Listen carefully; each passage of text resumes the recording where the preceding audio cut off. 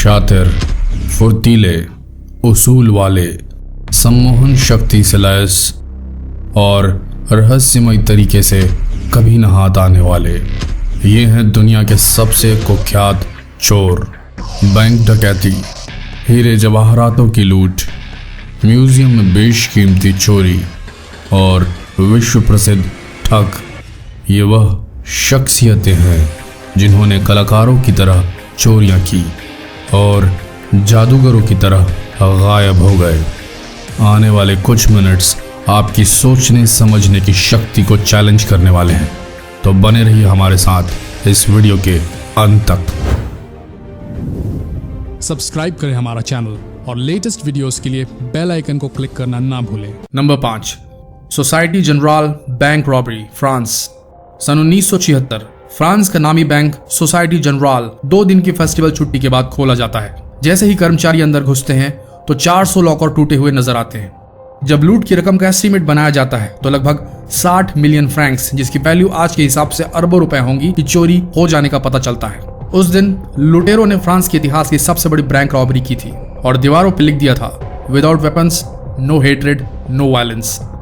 Police वाले हैरान थे कि अभेद्य वॉल्ट में चोरों ने कैसे सेंध लगा दी।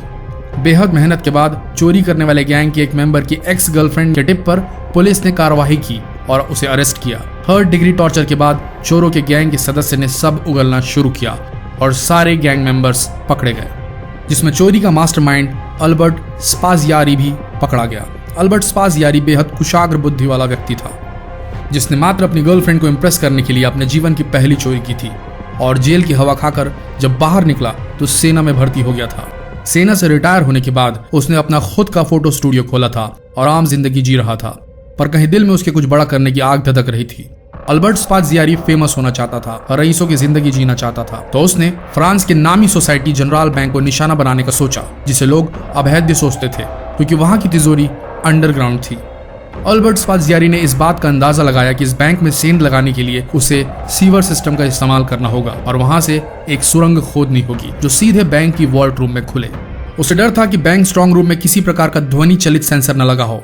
ध्यान रहे, हम 1976 की बात कर रहे हैं, जब सीसीटीवी कैमरों का अस्तित्व नहीं था।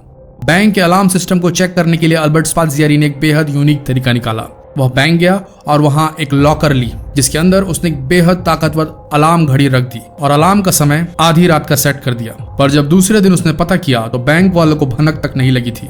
इशारा साफ था कि बैंक वालों को बैंक की अभेद्यता का इतना भरोसा था कि उन्होंने कोई अलार्म सिस्टम लगाया ही नहीं था। ये जानने के बाद स्पाजियारी ने प्रोफेशनल गैंगस्टर की टीम को हायर किया और बैंक के पास मौजूद सीवर से बैंक के अंडरग्राउंड वॉल्ट तक सुरंग खोदी, जिस काम में 2 महीने लगे। और फिर 2 दिन की छुट्टी के दौरान उसने अपनी टीम के साथ बैंक में लूट को अंजाम दिया। स्पाजियारी इतना शातिर था कि उसने सारे गैंग मेंबर्स को कॉफी और अल्कोहल से दूर रहने के निर्देश दिए थे और 10 घंटे की लंबी नींद लेने के लिए कहा था, ताकि उनसे कोई भी बड़ी गलती ना हो। पर वह पकड़ा गया। लेकिन रुकिए, ये इतना चालाक शख्स था कि भरे कोर्ट में इसने जज को एक पर्ची भेजी, ये कहकर कि इस जगह लूट का सारा माल रखा है, और ध्यान भटकाकर भरे कोर्ट रूम की खिड़की से कूद गया, जहां प्री प्लान तरीके से एक सिद्धहस्त बाइकर मौजूद था, जिसने तेजी से स्पाजियारी को वहां से गायब कर दिया। इस लूट की वारदात का मास्टरमाइंड स्पाजियारी फिर कभी जीवित हालत में पुलिस के हाथों नहीं आया। पुलिस कभी भी लूट की रकम रिकवर नहीं कर पाई। 52 साल की उम्र में स्पाजियारी का देहांत हुआ और उसकी बॉडी किसी ने उसकी मां के घर के सामने फेंक दी। स्पाजियारी की शातिर बैंक रॉबरी ने कई ऑस्कर विनिंग हॉलीवुड फिल्मों को आइडिया दिया था। Number 4, Frank William Abagnale. अप्रैल 27, 1948 यह वह दिन था जब एक ऐसे शख्स ने जन्म लिया जिसने आगे चलकर अमेरिका के फ्रॉड प्रोटेक्शन सिस्टम की धज्जियां उड़ा दी। हम बात कर रहे हैं फ्रैंक विलियम अबैगनेल की, जिनके जीवन से प्रेरणा लेकर प्रसिद्ध Hollywood film catch me if you can बनाई गई। महज 15 साल की उम्र में फ्रैंक ने अपनी पहली ठगी की थी और शिकार हुए थे उनके खुद के पिता। फ्रैंक के पिता ने उन्हें अपना क्रेडिट कार्ड दिया था ताकि उसे वे अपनी पहली जॉब के लिए इस्तेमाल कर सकें। फ्रैंक ने उस क्रेडिट कार्ड से पहले ऑटो पार्ट्स खरीदे, जिससे वह रिकॉर्ड में दर्ज हो गए। इसके बाद उन्होंने वो प्रोडक्ट वापस कर कैश पैसे वापस ले लिए। जब महीने के आखिर में बिल आया तो उनके पिता को $3,400 चुकाने पड़े। फ्रैंक के अंदर परसुएशन या अपनी बात मनवाने का एक ऐसा गुण था कि लोग हर बार उसके चकमे में आ जाते थे। उसे मॉडर्न जमाने का सबसे बड़ा ठग करार दिया जाता है। महज 21 वर्ष की उम्र में फ्रैंक ने खुद की 8 फर्जी आइडेंटिटी बनाई, 8 अलग अलग नाम से, 8 अलग अलग बैंक अकाउंट्स, जिनमें किसी में भी कोई भी रुपया नहीं था। पैसे न होने के वक्त वे इन्हीं अकाउंट के चेक दे दिया करते थे। बैंक वाले कभी उन तक नहीं पहुंच पाते क्योंकि सारे आइडेंटिटी कार्ड्स और सोशल सिक्योरिटी नंबर फर्जी हुआ करते थे। यही नहीं, फ्रैंक विलियम अबैगनेल ने कई प्रोफेशनल बनकर धोखाधड़ी की, कभी डॉक्टर बनकर तो कभी इंजीनियर बनकर। जब फ्रैंक के दिल में मुफ्त में दुनिया घूमने का विचार आया तो उन्होंने फर्जी पायलट लाइसेंस तक बना लिया। आखिर में दस्तावेजों के फर्जीवाड़े के अपराध में फ्रैंक विलियम को 12 साल की जेल हो गई। लेकिन चमत्कारी वशीकरण वाले परसुएशन टेक्निक से फ्रैंक ने पता नहीं क्या कमाल किया कि उन्हें जेल से 5 साल से भी कम समय में छोड़ दिया गया। आज फ्रैंक एक ईमानदार जीवन व्यतीत कर रहे हैं और एक इज्जतदार इंस्टीट्यूट में पढ़ाते हैं। पर क्या आपको पता है कि ये कौन सा इंस्टीट्यूशन है जहां अमेरिका के इतिहास का सबसे बड़ा ठग ज्ञान दे रहा हो? जानकर चौंक जाएंगे, और अगर चौंके तो सब्सक्राइब बटन जरूर दबाइएगा। फ्रैंक विलियम अबैगनेल FBI के बेहद ऊंचे पद पर आसीन है और वहां फ्रॉड प्रिवेंशन सिखाते हैं। चौंक गए ना? इसे ही कहते हैं आयरनी। नंबर 3, 4 नवंबर 1971, एक सुहाना दिन। एक व्यक्ति अमेरिका के पोर्टलैंड ओरेगन से उड़कर सिएटल वॉशिंगटन जाने वाले एरोप्लेन पर 2 टिकटें लेकर चढ़ता है। उसने अपना नाम बताया, डैन कूपर। फ्लाइट की हवा में जाते ही लगभग 40 साल के बिजनेस सूट पहने कूपर ने एक खूबसूरत एयर होस्टेस की ओर इशारा किया। होस्टेस आगे बढ़ी और कूपर की तरफ झुककर बोली, how can I help you sir? Cooper ने अपने सूट को हल्का सा खोल कर दिखाया और कहा, मेरे पास बम है, और एयर होस्टेस की ओर इशारा किया कि वो उसके बगल में बैठ जाए। आपको याद है ना, कूपर ने 2 टिकटें खरीदी थी।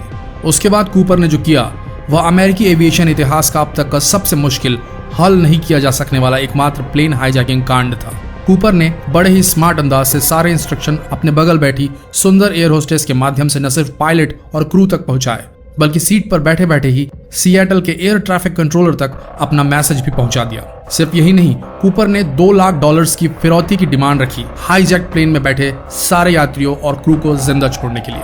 हम अपने सब्सक्राइबर्स को बताना चाहेंगे कि ये रकम आज की डेट में यानी 2018 के हिसाब से $1.2 मिलियन होती है, भारतीय रुपयों में लगभग 8 करोड़ 66 लाख। हालांकि ये रकम चौथे पॉइंट पे मौजूद हैरी विंस्टन डकैती से कहीं कम है, पर पिंक पैंथर से कई गुना ज्यादा शातिर तरीके से की गई है। कारण अब आपको पता चलेगा।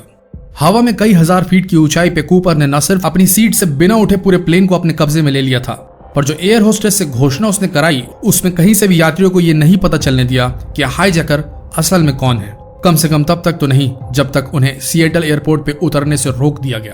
तब तक जब तक सिएटल एयर ट्रैफिक कंट्रोलर ने $2 लाख, 4 पैराशूट, 2 ट्रक भरकर एरोप्लेन का ईंधन मुहैया नहीं करा दिया। उसके बाद कूपर ने प्लेन को फिर से उड़ाने के आदेश दिए। चूंकि सारे यात्रियों को फिरौती की रकम और बाकी सारे सामान उपलब्ध कराने के बाद छोड़ दिया गया था, इसलिए पूरा प्लेन खाली था। कूपर ने सारे क्रू को कॉकपिट में लॉक होने के लिए कहा और प्लेन को कम ऊंचाई पर उड़ाने के लिए कहा।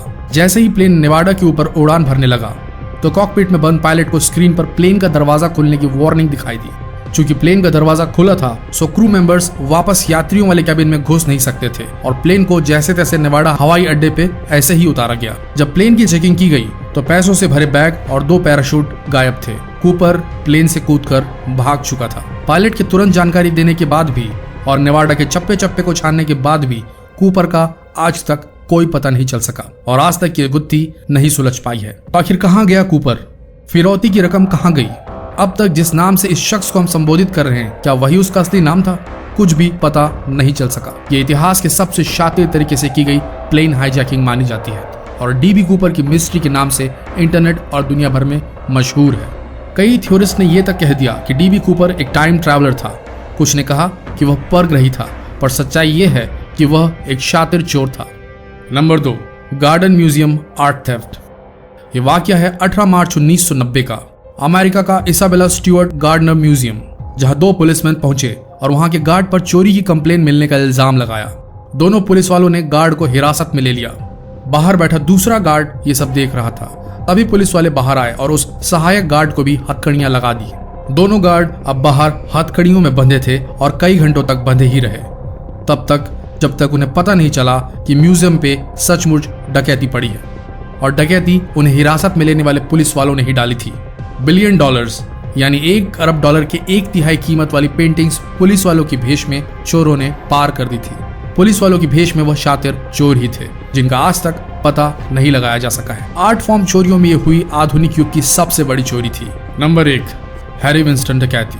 दिसंबर 4, 2008 पेरिस का विश्व प्रसिद्ध ज्वेलरी स्टोर। दुनिया के नामी फैशन आइकन्स इस ज्वेलरी शॉप से गहने खरीदना पसंद करते हैं। एक सुहानी शाम वहां 3 सुनहरे बालों वाली हसीनाएं और एक बिजनेसमैन टाइप जेंटलमैन आते हैं। ये शाम का वक्त होता है जब स्टोर बंद होने वाली होती है, और जैसा कि आप सब जानते हैं, हर प्रोफेशनल स्टोर मालिक यही चाहेगा कि वो अपने ग्राहकों का खास ख्याल रखे।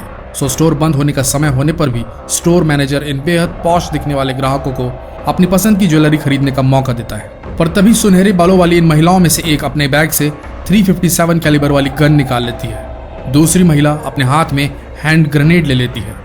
तब जाकर हैरी विंस्टन वालों को इस बात का एहसास होता है कि ये सुनहरे बालों वाली औरतें असल में मर्द हैं और स्टोर एक डकैती का शिकार हुआ है। हैरी विंस्टन पे उस दिन किसी आम चोरों के गिरोह ने डाका नहीं डाला था, बल्कि सर्बिया के कुख्यात गैंग पिंक पैंथर ने डकैती डाली थी, जिसने दुनिया भर में $12 करोड़ यानी भारतीय करेंसी में 8 अरब रुपयों से भी ज्यादा की डकैती डाली थी।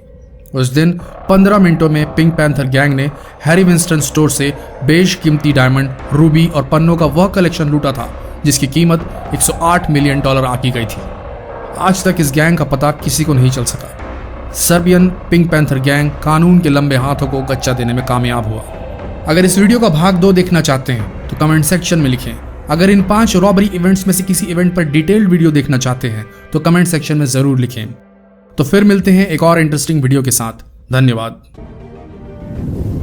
सब्सक्राइब करें हमारा चैनल और लेटेस्ट वीडियोस के लिए बेल आइकन को क्लिक करना ना भूलें।